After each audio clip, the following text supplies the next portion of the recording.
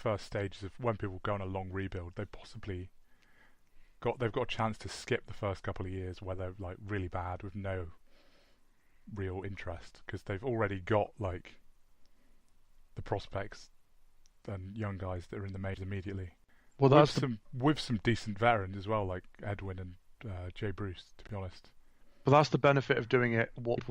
It seemed when the news broke after last season they were going to sell, everyone's thought, sort of including me, was like, that seems too soon. Yeah. But otherwise, you do what the Tigers have done. Yeah, it's the benefit of doing Phillies it like a year or 2 years sooner than everyone else thought. Because basically, in their view, they thought they're not going to make the playoffs anyway, and they're probably not just going to be getting worse.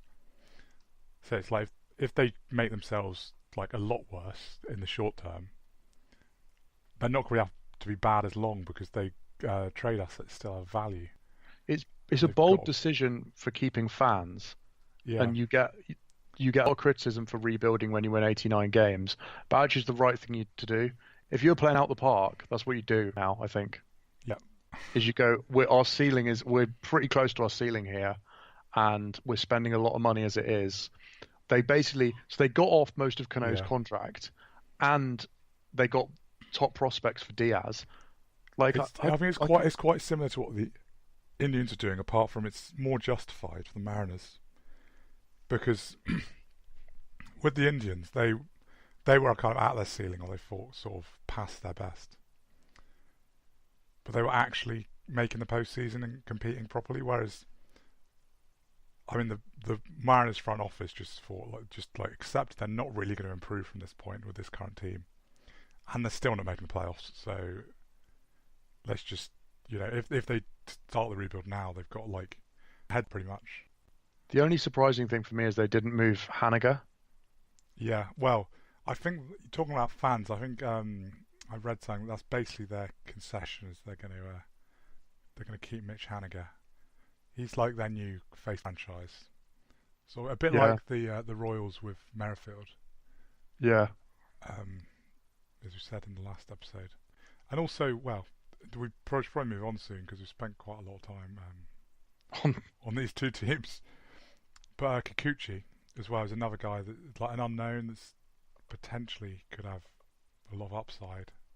Yeah. So like, they have got the chance to basically be better than people were expecting immediately, which is always quite nice. Yeah, I agree. Should we switch to the Angels? Ones, yeah, the Angels. Okay. Right. So go. So I feel like, I guess they might compete. You don't really know what the Angels are going to do from year to year. They're always slightly disappointing considering they've got Mike Trout, but at the moment they feel like the absolute nailed-on third best team in the division. I'm not sure I'm nailed on them being third best, but I'm nailed on them not being that good. I think they're going to. They'd be worse than third, or they might beat the Athletics. I think they could beat the Athletics, but it's partly that I don't know how good the Athletics are going to be. Yeah, I guess there's a thing where with the Athletics where it's just been 1 year, hasn't it? Really. And I feel like there are absolutely huge range on what the Athletics could be this year. The Angels, it's just frustrating, to be honest. There's a string of bad deals that they've made that are hurting them. The Zach Kozak contract isn't a ton of money, but it's money that could have gone somewhere else. Obviously, the Albert Pujols deal. As we've spoken about Zach Kozak quite a lot before. Don't know if we mention in the podcast or not, but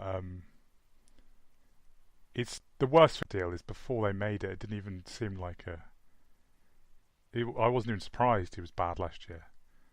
It's like he literally had one ridiculous year before they signed him to the contract, and the rest of his career he'd just like bad. Like he was last year. Yeah, and then the pitching, I know they always have pitching injuries, but like signing Trevor Cahill and Matt Harvey. Trevor Cahill was actually good for the Athletics last year. Well, he was not bad. He was solid. Matt Harvey just seems like I don't know at what point it stops being he's got a chance of being his old self I because think like about 2 years ago, yeah, I mean to be honest. you see some of that every time he's in the news. Is this like, what if he's, well, he's not, is he? I mean, like, he's not been good in a long, long time. He was last good in 2015. Yeah, it's weird that I feel like with certain players you get that thing where there's people still holding out hope, whereas with You can other guess who players you Matt get Harvey's them. agent is if you want. Oh yes, it's Scott Boras, isn't it? Yeah, It's well that's amazing how that probably a seems to big happen. part of it, but people that get sort of overhyped because you get a lot of other players that literally have like one bad year and people write them off Yeah, yeah, I know. I pretty mean, much. uh, I mean, without trying to avoid sounding too biased, I'd say a lot of the current Giants players are like that. yeah, or well, there's quite a lot of people around the league where it just seems like their stock plummets from one dodgy season, even when they've been Yeah, playing hurt. and others Uh, it goes the other way around, like Zach Cozart, as I just mentioned. But yeah, yeah, um, but looking at the like, obviously, Atani not pitching is absolutely massive. He's not even going to hit until like May, I think. Their lineup looks okay once if you've got Otani in there DHing and you've got Justin Ball was a nice pickup. I thought that was nice business from yeah, them. Um, he's a good like five hitter, I think, for like any team. yeah, but then I don't know. It just This it's hard to be excited about them, and that's really sad because they've got a guy who might actually be the best baseball player that's ever lived, and that's kind of depressing, quite frankly. Like Cole Calhoun is going to be like okay. I know he was like historically bad for a while last year and then got better. yeah, he was incredibly unlucky from a Yeah, statistical point of view. Andrelton Simmons is fantastic, and Justin Upton is what he is. Like he's pretty good as well, but it's just I would have liked to see them be more ambitious this off It's season. I feel the lineup's another one that I don't know. I feel like it's got big holes. Yeah, well, at second base it's currently David Fletcher, Yeah, uh, and Jonathan Lucroy I is mean, maybe okay.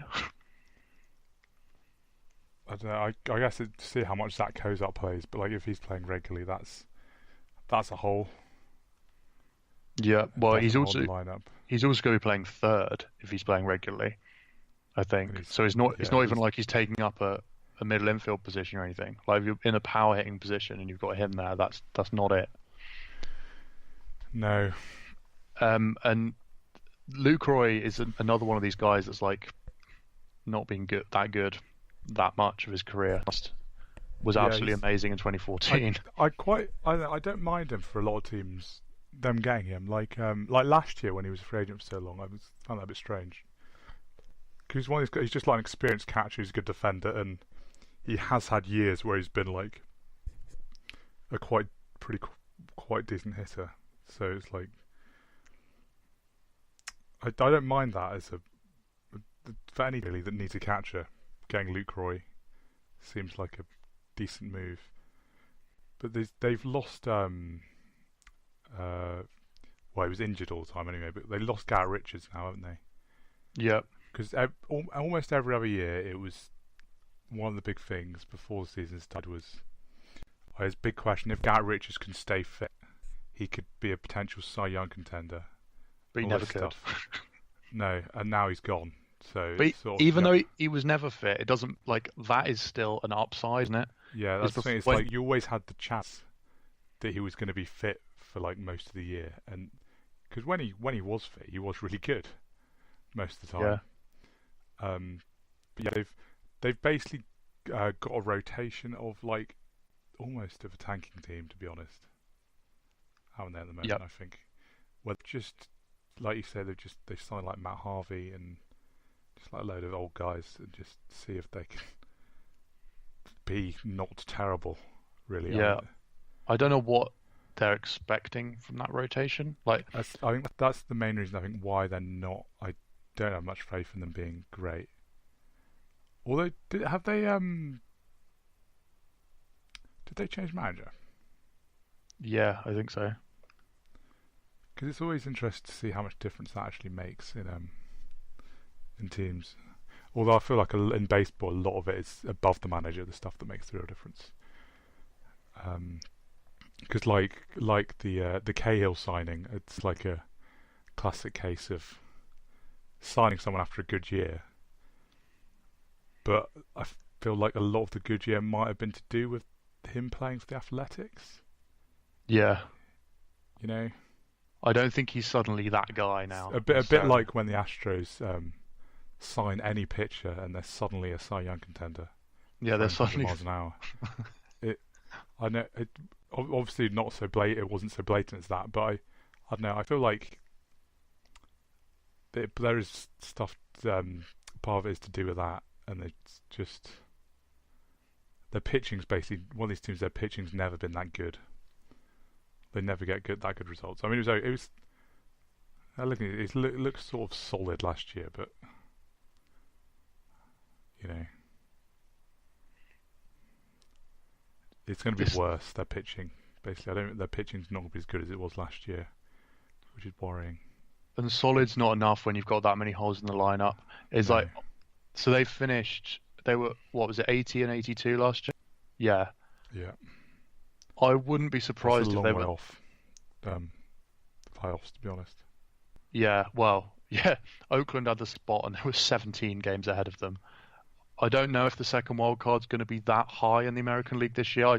My suspicion is it will be more like 93 or 94, but that's still a lot of games behind when they've not added anything really. Not anything that you think is like going to really change them. I would have loved to see them. I know I've said to you several times. I'd love to see them like really go for it this offseason. Yeah. All this stuff about trying to convince Trout to stay. Yeah, like go and get Bryce Harper. Yeah. Or even if they go like Harper money scares us a bit, like okay, sort of fine, but shrug. It's the infield they need, to be honest. It should have than been the outfield. Mustakis at third made sense. Yeah, because he was cheap as well. Yep. You could have got him on a bargain deal, and that. Stuck it and got one of the baseman or something. Yeah. Yeah. Whoever really, there was a lot of good second basemen available. Yeah. And that wouldn't have cost him that much. I mean, like, what did Mustakis end up selling for? 6.5. I mean, you might if you got him earlier. Well, might have had Mustakis a and bit more. Marwin. Yeah. Get Marwin to play second base. I think he's a pretty solid defensive second baseman. And he ended up signing for 12 million this year and 9 million next year. I mean, I don't think those two signings make them like a contender for the division, but I'd feel a lot better about them. Yeah. And then there are a lot of starters they could have got that would make me feel better about their rotation. Yeah. So it's disappointing. It's so disappointing. I think we should move on from them. Let's go on to the Athletics. Yeah, so here we go. This is the actual top two, probably. It's the Astros, really, isn't it? Winning, but you know, the Athletics might be interesting again. I'm not sure how interesting they'll be. I'm a bit low on them this year. Why? Well, Jed Lowry was insane last year, and he wouldn't be that good again. And they've lost him anyway. Yeah. And then they've got Sean Meneas out for most of the season. Oh, right, yeah. They've got several pitching injuries to other guys as well, and I feel like. All right, sorry about that. We just had slight technical difficulties, but we're back. Yeah, what were you saying, Sam? I think I was probably waffling on about the Athletics pitching. I'd be surprised if they're as effective as they were last year, and it just doesn't inspire confidence at all. No, they've got Marco Estrada now, though. So Yeah, who has been bad for ever. I don't know. I just like them. I just like the Athletics. Yeah, so do I. That doesn't mean they're good. Profile. What about that? Yeah, that's true. That's true. That's a nice little sign. Well, trade. Oh, we're getting little slight problems there, but let's see if we can battle for it. And then they've got their big three in the middle of the order still, obviously. Yeah. And this is another thing actually for I guess for Chapman particularly, isn't it? um, see if they can like keep this up.